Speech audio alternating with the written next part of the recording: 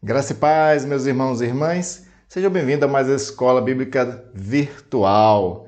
Que a graça do Senhor esteja sobre você, abençoando você nesse momento para que esse estudo seja edificante. E vamos continuar estudando a carta de Paulo aos Coríntios, analisando os problemas que chegaram para Paulo resolver e trazendo essas resoluções de Paulo, as recomendações de Paulo para a igreja dos nossos tempos, porque também sofre dos mesmos problemas. E na aula de hoje nós vamos abordar 1 Coríntios capítulo 11, que fala sobre as mulheres na igreja. Essa primeira parte eu tinha deixado de stand-by, né? Porque na lição anterior eu tinha abordado lá em 1 Coríntios capítulo 8 e capítulo 10 a respeito sobre a mesa da idolatria, onde as pessoas às vezes tinham que participar de uma festividade onde os alimentos eram sacrificados a ídolos e o que Paulo recomendaria. Aí depois eu pulei, na aula anterior, para 1 Coríntios capítulo 11, a segunda parte, onde Paulo fala sobre a mesa do Senhor. Como é que deve ser o comportamento da igreja a respeito da mesa do Senhor e a unidade da igreja. E aí nesse meio tempo, existe aí a primeira parte de 1 Coríntios capítulo 11, onde Paulo vai tratar da questão das mulheres na igreja. Seria Paulo alguém que realmente desprezava as mulheres e não dava a ela nenhuma chance de servir ao Senhor na igreja? Bom, quando a gente vai olhar as cartas de Paulo, Paulo elogia muitas mulheres, ele agradece a contribuição dessas mulheres, como Febe, por exemplo, que era uma diaconisa, isso está registrado lá em Romanos, no final do livro, da carta, aliás. Paulo elogia Priscila, que era uma grande contribuidora para o Evangelho. Paulo fala de uma apóstola, Júnia, que também está lá no final de Romanos. Paulo elogia a mãe e a avó de Timóteo, que o educou na fé. Enfim, Paulo elogia e agradece o ministério de muitas mulheres. Se esse Paulo faz isso, por que então ele teria alguma palavra dura contra as mulheres e proibindo a mulher de exercer ministério na igreja? Será que é Paulo que restringe a isso? Ou será que é a nossa má interpretação? Ao longo da história, as mulheres sempre tiveram que lutar pelos seus direitos. Nós estamos há 2000 anos depois de Cristo, nós temos mais de 3000 anos antes de Cristo, então nesses mais de 5000 anos de história humana escrita, vamos colocar assim, as mulheres sempre tiveram que lutar pelos seus direitos. E parece que a humanidade não avançou nesse sentido e nem o cristianismo parece que avançou tanto nesse sentido. Existem setores da igreja que compreenderam o que Paulo, o que Jesus e que outras pessoas colocaram nos seus escritos a respeito de ensino sobre essa questão, mas existem outros setores que desprezam completamente e fazem uma interpretação totalmente, vamos usar essa expressão, mas eu acho que ela é um pouco pesada, né? Machista mesmo, a respeito dessas questões sobre mulheres servir na igreja. Será que a gente não pode considerar o que Jesus fez pelas mulheres? O respeito, colocando ela em lugar de destaques.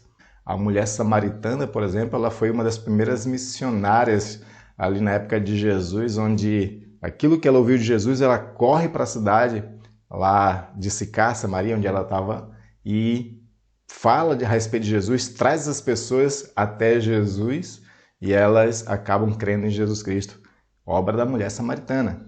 Então, todas essas questões têm que ser discutidas e nós pretendemos analisar com cuidado essa passagem que Paulo fala a respeito das mulheres e ver se realmente Paulo está restringindo ou sendo duro demais com as mulheres aqui ou se é nós que estamos lendo errado. Então, a gente vai com calma. Eu quero convidar você a ler esse texto comigo de 1 Coríntios, capítulo 11, do versículo 2 a 16. Eu vou colocar aqui a versão que eu estou lendo para você acompanhar comigo. Paulo diz o seguinte: Eu os elogio por se lembrarem de mim em tudo e por se apegarem às tradições, exatamente como eu as transmiti a vocês. Quero, porém, que entendo que o cabeça de todo homem é Cristo, e o cabeça da mulher é o homem, e o cabeça de Cristo é Deus. Todo homem que ora ou profetiza com a cabeça coberta desonra a sua cabeça. E toda mulher que ora ou profetiza com a cabeça descoberta desonra a sua cabeça, pois é como se a tivesse rapada. Se a mulher não cobre a cabeça, deve também cortar o cabelo. Se, porém, é vergonhoso para a mulher ter o cabelo cortado ou rapado, ela deve cobrir a cabeça. O homem não deve cobrir a cabeça, visto que ele é imagem e glória de Deus. Mas a mulher é glória do homem, pois o homem não se originou da mulher, mas a mulher do homem. Além disso, o homem não foi criado por causa da mulher, mas a mulher por causa do homem. Por esta razão e por causa dos anjos, a mulher deve ter sobre a cabeça um sinal de autoridade. No Senhor, todavia, a mulher não é independente do homem, nem o homem independente da mulher. Pois, assim como a mulher proveio do homem, também o homem nasce da mulher. Mas tudo provém de Deus. Julgue entre vocês mesmos. É apropriado a uma mulher orar a Deus com a cabeça descoberta? A própria natureza das coisas não lhes ensina que é uma desonra para o homem ter o cabelo comprido? E que o cabelo comprido é uma glória para a mulher, pois o cabelo comprido foi-lhe dado como manto. Mas se alguém quiser fazer polêmica a esse respeito, nós não temos esse costume, nem as igrejas de Deus. Lido esse texto, agora vamos fazer uma oração ao Senhor pedindo que a graça dele nos conduza nesse estudo. Pai amado e querido, eu te louvo e agradeço a Deus pela oportunidade, Senhor, de estudar a Tua Palavra e que esse estudo, Deus, seja edificante. Para ser edificante, ser claro a cada um de nós pedimos auxílio do Espírito Santo que ilumina, que nos ensina a respeito de todas as coisas e esse ensino é a verdade. Nos ajuda, Pai, nos conduz nesse estudo com essa luz do Espírito Santo que clareia todas as coisas que para nós às vezes é obscura. Te peço, Pai, essa ajuda em nome de Jesus. Amém. Amém. Mais uma vez, Paulo está lidando com problemas na congregação que vêm de problemas relacionados, originados na cultura. A questão das carnes sacrificadas a ídolos, que eu abordei em lições anteriores, era um problema específico das regiões pagãs onde a igreja de Jesus se encontrava. Então esses problemas às vezes chegavam para a igreja e Paulo tinha que resolver, outros apóstolos também tinham que resolver esses problemas em outros lugares, né? Então, mais uma vez, agora chega um problema que é a respeito da questão da mulher. Mas será que esse texto realmente é um problema com as mulheres ou é um problema relacionado à cultura? Nós temos que entender que toda a recomendação que Paulo dá nessa carta é sempre com o propósito de ajudar na unidade da família e unidade da igreja. Por quê? Porque esses problemas que estão presentes na igreja de Corinto sempre estava dividindo a igreja, sempre colocando a igreja em facções. Existiam os partidarismos, um pregava de um jeito, ensinava certa doutrina, alguém seguia, depois outro ensinava outra de outra forma e começava a seguir aquele. Então, esses problemas estavam dividindo a igreja. O propósito de Paulo em todas as recomendações é sempre provocar a unidade, motivar a unidade. E aí, por conta disso, nesse tema específico, Paulo vai tratar de uma questão a respeito das mulheres, mas não da mulher em si, mas de uma questão de costumes, de uma questão de tradições. E aí nós vamos ver uma coisa muito interessante, que Paulo ele aborda no primeiro versículo que nós lemos, que é o versículo 2, um elogio, né? Paulo dá um elogio à igreja pelo fato de que estavam seguindo a tradição que ele ensinou. Aqui Paulo já quer colocar uma característica de distinção de coisas. Ele trabalha a ideia de elogio para que as pessoas, né, fiquem animadas quando recebem um elogio, né? E animada por quê? Porque está seguindo uma tradição que ele está ensinando. Mas Paulo sabe que dentro da igreja nem todo mundo estava seguindo toda a tradição que ele ensinava e também estava acabando trazendo tradição ou costumes do mundo pagão para dentro da igreja, né? Então esse era um dos problemas que Paulo ali precisa começar a tratar. A questão dos costumes que estavam sendo introduzidos, inseridos dentro da igreja, mas que principalmente estava gerando conflitos. E aí Paulo quer resolver conflitos, né? Essa que é a principal questão. E aí Paulo vai lidar com o problema sobre a questão de que as mulheres cristãs convertidas a Jesus Cristo estavam indo para a igreja sem, de fato, usar o véu. E aí note, a questão do véu é uma questão histórica, cultural. Mesmo sendo um problema histórico-cultural, não é? Essas coisas estavam gerando conflito dentro da igreja. Paulo, ele pega esse problema cultural e diz o seguinte: olha, a respeito desse assunto aí, nós temos que andar de certa forma que resolva problemas, resolva conflitos e assim os problemas se dissipem. É isso que Paulo pretende. E aí ele vai tratar dessa questão do véu, né, que era um principal problema. Por quê? Nós temos que lembrar que nas culturas antigas tinha um pensamento diferente a respeito da questão das mulheres e o uso do véu. Por exemplo, as cidades gregas e romanas, principalmente as gregas antes, né, elas eram sociedades um pouco mais libertárias. Tanto os homens quanto as mulheres eles tinham e desfrutavam de muitas liberdades. As mulheres gregas não precisavam usar véu. Os homens gregos podiam deixar o cabelo crescer. Mas quando chega, né, o domínio romano, isso já se reverte bastante.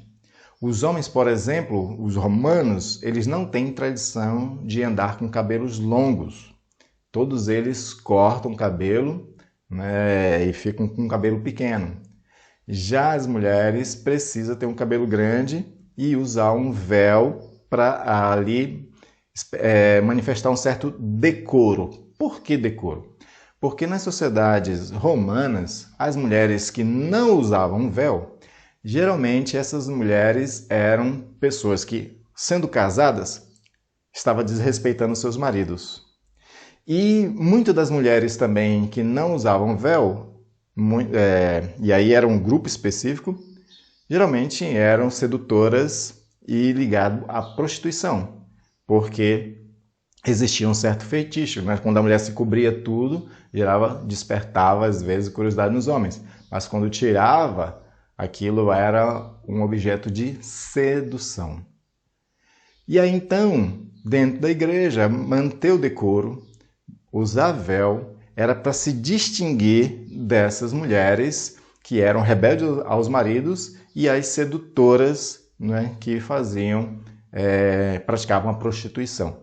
Então esse que era um problema que existia dentro dessa cultura greco-romana na época do apóstolo Paulo. E aí Paulo vai recomendar certas coisas visando a 4 objetivos. Paulo ele valoriza a questão da família, né, como é que deve ser a relação familiar. Ele traz o argumento de uma ordem da criação, que é o segundo ponto. Ele vai também trazer o exemplo da natureza para argumentar a sua lógica do que ele quer defender a respeito desse assunto. E também a ideia do decoro, né, como prescrevia os costumes. Então nós vamos ver cada um deles. Se tratando de valor da família, Paulo vai escrever, 1 Coríntios 11, 5, o seguinte: toda mulher que ora ou profetiza com a cabeça descoberta desonra a sua cabeça. Aí aqui Paulo ele faz uma coisa muito interessante. Ele usa a expressão cabeça com jogos de trocadilhos, né? Por exemplo, ele vai dizer que o cabeça da mulher é o seu marido, o cabeça do marido é Cristo. Aí ele está tratando aí de uma questão de autoridade. O homem tem autoridade sobre a mulher e Cristo tem autoridade sobre o homem. Esse é um ponto. Mas também ele usa a ideia da cabeça como cabeça normal, nosso órgão, né? E aí ele trabalha essa questão do seguinte: olha, quando a mulher não usa véu ou está com a cabeça rapada, ela está desonrando a cabeça dela, que é o marido. Esse é um ponto porque isso acontecia na sociedade romana. E aí Paulo ele diz o seguinte: olha, por essa questão de família, é bom que a mulher ande segundo os costumes. para não haver polêmica, para não haver escândalo, para que a própria unidade da família se mantenha intacta.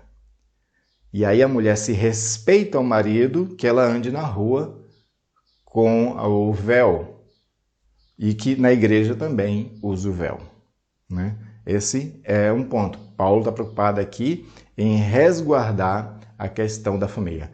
É interessante que nos textos mais adiante, Paulo ele vai usar um argumento retórico chamado de redução ao absurdo. A ideia de redução ao absurdo é levar as coisas ao extremo, né, para poder dar um exemplo. Então, como Paulo está dizendo assim, ó, se você não quiser usar véu, então que você raspe a cabeça toda. Ele está levando a coisa ao absurdo, né? E aí diz assim, mas se é vergonhoso, então, né, raspar a cabeça, que use véu, né? Então ele trabalha essa questão da redução ao absurdo somente para que a mulher ela valorize essa questão do costume para a manutenção somente da boa condução na família. Esse que é o propósito de Paulo. E aí Paulo parte para o segundo argumento, que é o da ordem da criação, baseado em 1 Coríntios 11, 7 a 9, que diz o seguinte: o homem não deve cobrir a cabeça, visto que ele é imagem e glória de Deus, mas a mulher é glória do homem, pois o homem não se originou da mulher, mas a mulher do homem. Além disso, o homem não foi criado por causa da mulher, mas a mulher por causa do homem. Então, na ordem da criação, ele lembra lá Gênesis, onde ele está se baseando principalmente em Gênesis 2, onde primeiro Deus fez o homem, depois faz a mulher da costela de Adão.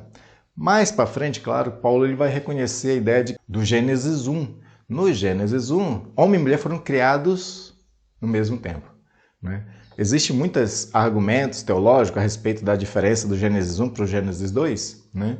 Mas a ideia que se tem é que no Gênesis 1, Deus ele cria homem e mulher, né, a partir da sua imagem, e essa criação seria uma criação espiritual. Aí no Gênesis 2 vem para o concreto, né? A criação de Deus faz o homem do pó da terra, depois faz a mulher. Então, pegando o Gênesis 1, os dois foram criados juntos. Mas pegando o Gênesis 2, que é o que Paulo está pegando aqui, o homem foi criado primeiro. E aí ele bota essa ordem da criação para que haja uma espécie aí de uma lógica de relação e de papel, onde o homem vai ter certa proeminência a respeito da mulher. Só que Paulo ele vai corrigindo isso, porque Paulo também ele não quer que as pessoas levem isso ao extremo das coisas. Paulo está buscando equilíbrio, né? Então ele não quer que chegue ao extremo das coisas de os homens interpretarem, porque eu sou o primeiro na criação, então a mulher tem que ser submissa em todas as coisas mesmo, tem que fazer tudo que o homem manda, a mulher, né, tem que ter os seus direitos reduzidos ou quase nenhum direito. Paulo ele não quer isso. Ele não quer isso.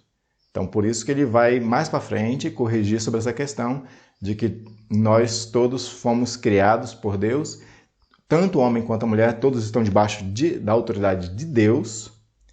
E aí os dois estão debaixo da autoridade de Deus, os dois são iguais, que é um resgate, inclusive, lá de Gênesis, nessa criação, porque quando Deus resolve criar a mulher, ele diz assim que lhe seja correspondente. O texto hebraico original, porque na nossa tradução a gente fala auxiliadora, né?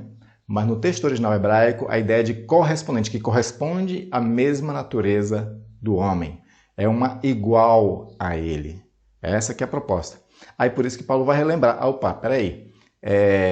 Tudo bem que a mulher veio do homem, veio da costela do homem, né? Essa que é a ideia que ele está tendo. Mas o homem nasce da mulher, né? Então, Paulo parece ser meio confuso aqui, mas é porque ele está querendo corrigir pensamentos que não leve ao extremo. É essa que é a proposta de Paulo. Então, o homem, ele reflete a imagem de Deus, a mulher reflete a imagem do homem, mas ambos refletem a imagem de Deus porque no Gênesis 1, homem e mulher foram criados segundo a imagem de Deus, né?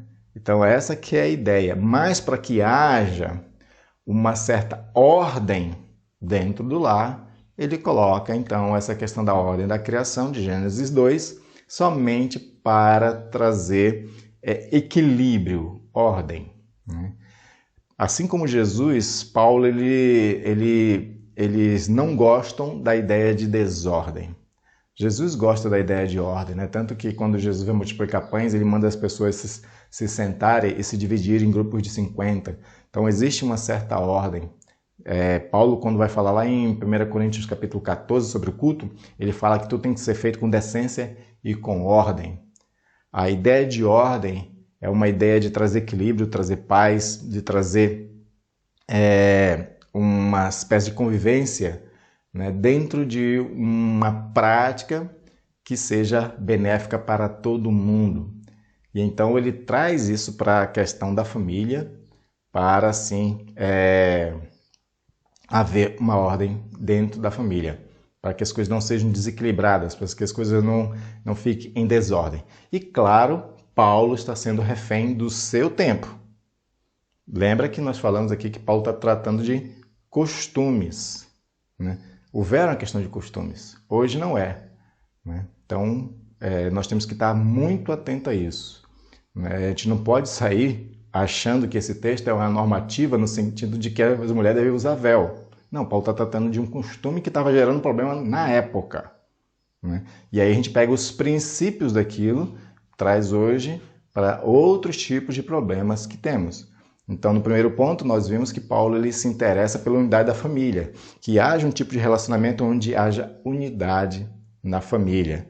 E a unidade na família vai ser trabalhada no primeiro ponto com a questão do respeito, que a mulher respeite o seu cabeça, ou seja, respeite o seu marido, não é?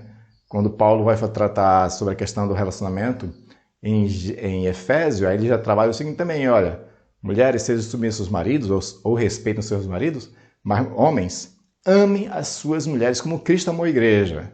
Então, se o homem também ama a esposa, ele também vai respeitá-la. Ele não vai tratá-la como objeto, ele não vai tratá-la como um ser inferior, mas ele vai tratá-la como uma companheira de fato, né? Aí no segundo ponto, Paulo procura trabalhar a ordem dentro do lar, de manter uma certa ordem para que haja uma boa convivência.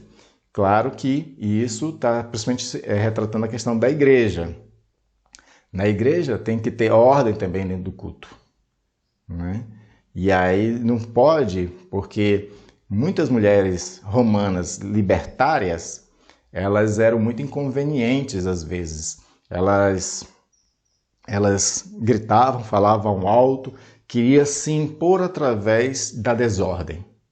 E isso não era legal, principalmente para a igreja do Senhor Jesus Cristo, né? E aí o terceiro ponto que Paulo vai argumentar para trazer uma compreensão sobre esse costume do véu é o argumento da natureza da relação homem e mulher. Lá em 1 Coríntios 11, 13 a 15 ele coloca: julgue entre vocês mesmos. É apropriado a uma mulher orar a Deus com a cabeça descoberta? A própria natureza das coisas não lhes ensina que é uma desonra para o homem ter o cabelo comprido? E que o cabelo comprido é uma glória para a mulher? Pois o cabelo comprido foi-lhe dado como manto. O argumento da natureza de Paulo é herdado do estoicismo. Os pensamentos estoicos, eles ganhavam argumentos a partir da questão da natureza, porque eles compreendiam que na natureza existia uma certa sabedoria e se a gente seguisse os princípios da natureza, a gente poderia ter uma vida boa, né? Os estoicos são aqueles coaches do passado, digamos assim, né? Eram os filósofos que ensinavam sobre sabedoria para uma vida feliz, né? Você tem textos clássicos do Sêneca sobre essa questão, né? E aí Paulo usa então a questão da lógica aqui também da natureza. E aí Paulo coloca, né? Só que natureza de costume romano. Porque ele diz, é desonroso para o homem ter cabelo comprido. Isso era na cultura romana. Na cultura grega anterior, não. Na cultura judaica anterior, também não. Você tem textos, por exemplo, que fala do cabelo comprido de um dos filhos de Davi. O Absalão tinha um cabelo comprido, ele era muito bonito. Então, essa questão de que Paulo está tratando é típico agora daquela sociedade em que a igreja de Corinto vivia. E dentro dessa sociedade corinta, né, que vem da cultura romana, era desonroso para os homens terem cabelo comprido. Os romanos eles tinham cabelo sempre cortados, né? e era desonroso naquela cultura a mulher, né, ter o cabelo curto. Era honroso para a mulher ter um cabelo longo.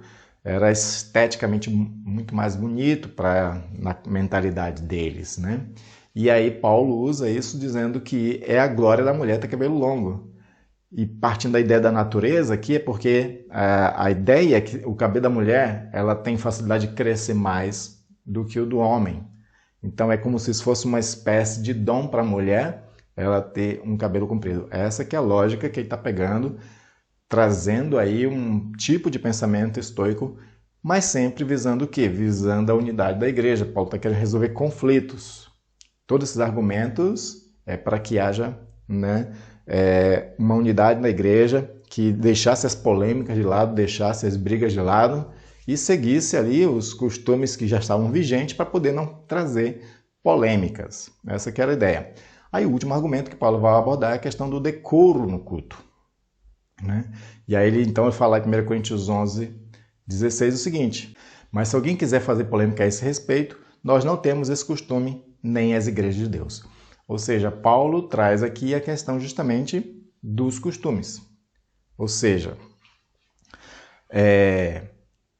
nós não queremos polêmica. Se alguém está querendo fazer alguma polêmica a respeito desse assunto, a respeito de mulheres ter que usar véu, né, não façam isso na igreja, porque não é nosso costume fazer polêmicas. Paulo está querendo trazer compreensão para a igreja do seguinte: caminhe de tal forma ordeira, evitem problemas. Se o costume diz que é assim e esses costumes não ferem nada nas Sagradas Escrituras, né, não fere a vontade e os mandamentos de Deus, então que se pratique, mas mantenha a ordem, mantenham a unidade. É isso que é o interesse de Paulo, né? Somente manter a ordem. Paulo vai ser contra qualquer coisa que fira a vontade de Deus, que fira os mandamentos de Deus, como foi na questão da carne sacrificada aos ídolos, né? Paulo diz o seguinte: olha, você pode comer carne sacrificada aos ídolos porque o ídolo não é nada, mas por causa da consciência do outro, para não polemizar, para não ser pedra de tropeço, né, não coma. É isso que Paulo está recomendando, sempre buscando instruir a igreja para que ela não polemize, para que ela não escandalize, para que o evangelho não fique maculado quando for pregado para os outros por conta de polêmicas bobas. É isso que Paulo está tratando. Então Paulo coloca a questão da mulher aqui e a questão do véu, com esses 4 argumentos que ele tratou, somente para gerar essa ordem no culto e não haver polêmicas.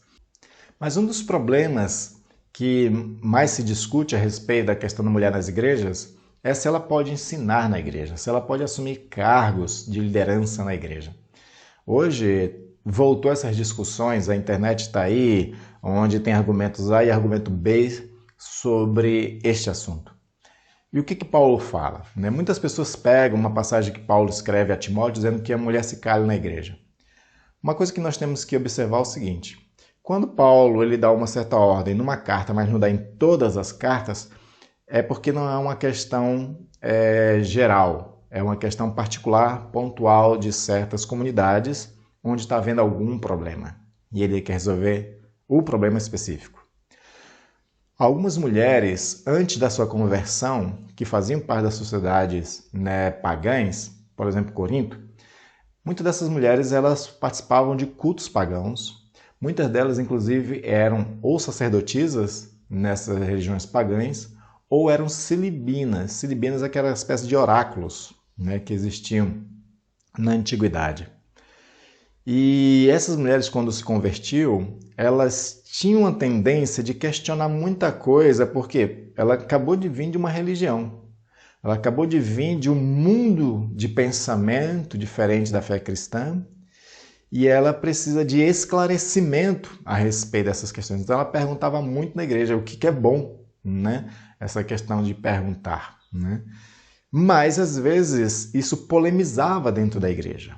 Isso trazia desordem na igreja, confusão dentro da igreja. Esse que era o problema. E aí então Paulo ele chega a recomendar a certo momento que as mulheres perguntem em casa dos seus maridos, antes, né, de ir para a igreja, para ali não causar nenhuma confusão.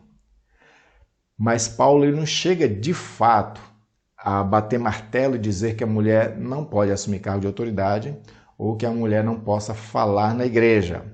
E o nosso texto de 1 Coríntios capítulo 11 traz isso. Eu vou reler para você o versículo 5, onde Paulo diz o seguinte: toda mulher que ora ou profetiza.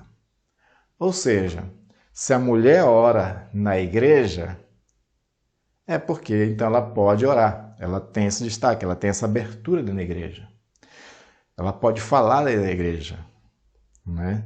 Desde que se cumpra 1 Coríntios capítulo 14, quando Paulo fala no versículo 26, que tudo seja feito com decência e com ordem. Essa que é o ponto. Mas não só orar. Paulo também traz um conhecimento de que há mulheres que profetizam dentro da igreja. E profetizar dentro da igreja tem a ver com ensino também. A ideia do profeta não é só vidência, mas também é ensino. Então a mulher tinha essas funções, acontecia dentro da igreja de Corinto, e Paulo só quer que haja ordem, né? Que haja ordem. No caso aqui dessa passagem especificamente é que elas façam isso com o véu sobre a cabeça, né? Essa é que é a ideia. Mas elas podem orar e elas podem profetizar. Mas há outras passagens também onde traz essa questão da existência de mulheres que tinham cargos, funções na igreja e que exerciam ministérios dentro da igreja, né? Que era uma herança do Antigo Testamento, né? Na tradição do Antigo Testamento, as mulheres elas tinham funções proféticas, né? Nós vamos ter, por exemplo, o texto de Miriam, né? A irmã de Arão, a irmã de Moisés. Lá em Êxodo, capítulo 15, versículo 20, diz: então Miriam, a profetisa, irmã de Arão. Ou seja, o texto fala que ela era uma profetisa. E a profetisa, o que ela faz? Fala. Ela tem abertura no culto para falar. Lucas, capítulo 2, versículo 36, já na época de Jesus, durante o ministério de Jesus, fala ali de Ana, a profetisa, que diz: estava ali a profetisa Ana, filha de Fanuel, da tribo de Aser. Ou seja, na época de Jesus existia essa profetisa e Jesus não reprimiu qualquer coisa desse tipo assim, né?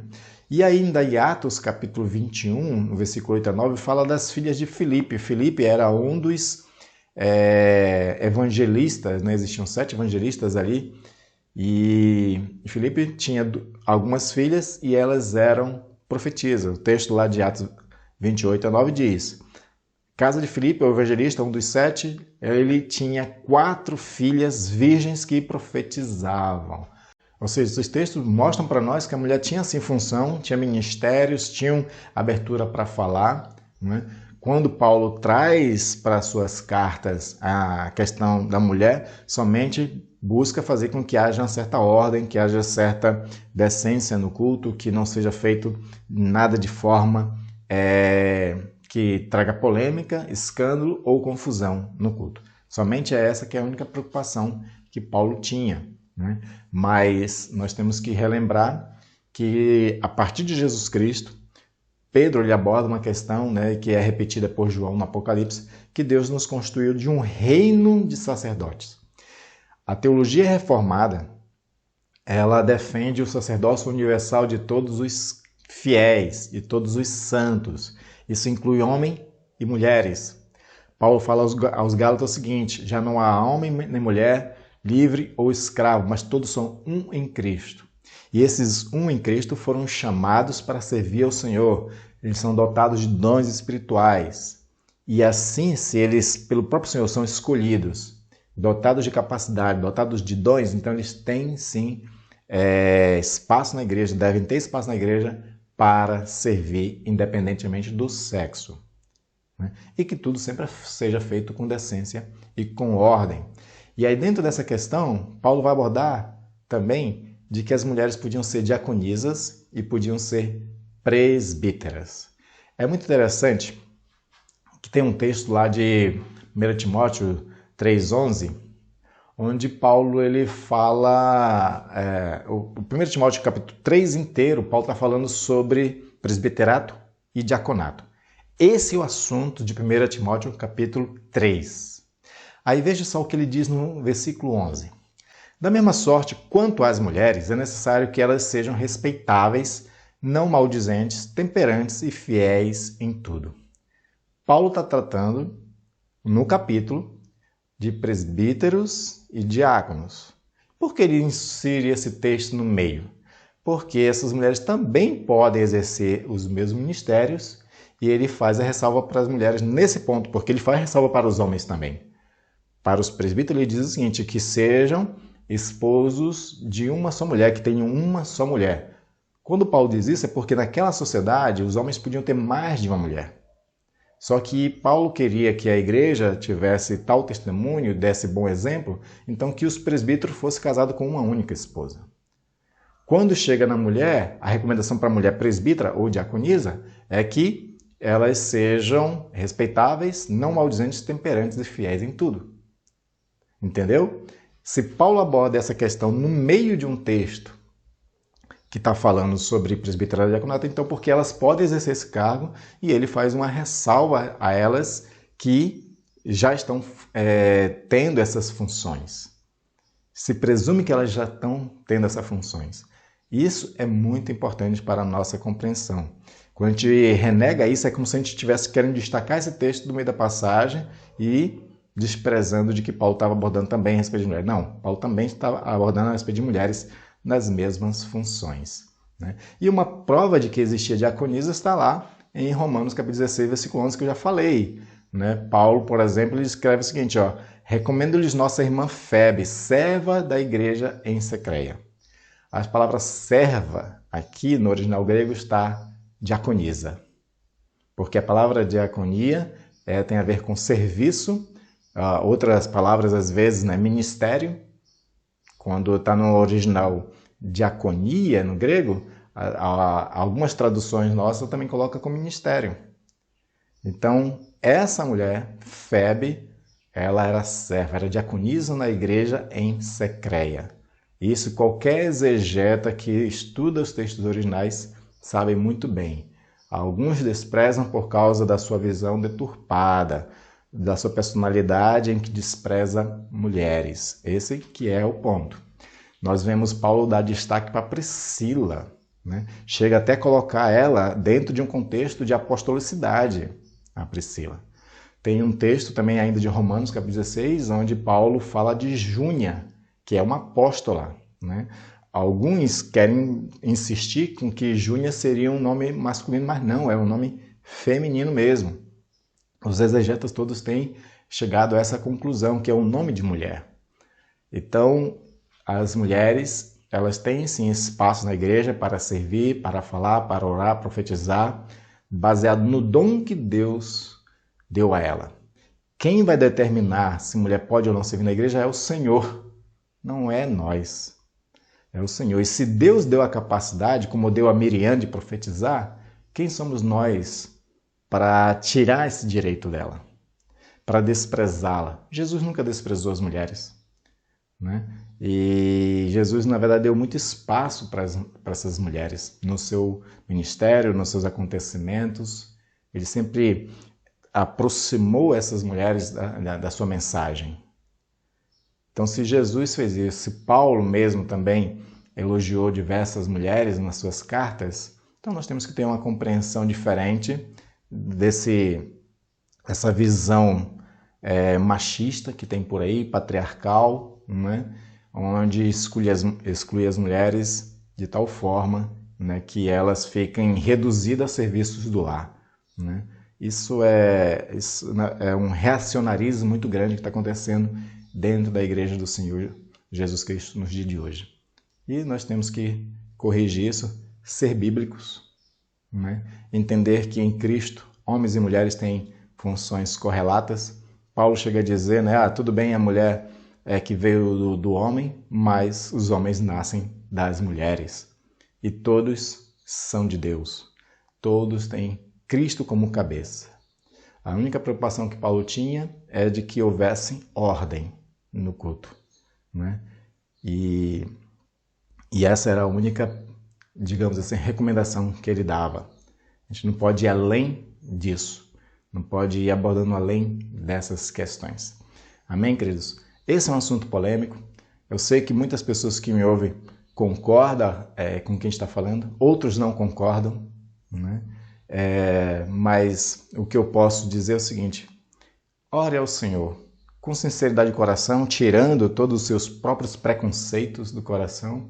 Ore ao Senhor, peça esclarecimento e Ele vai dar. Amém?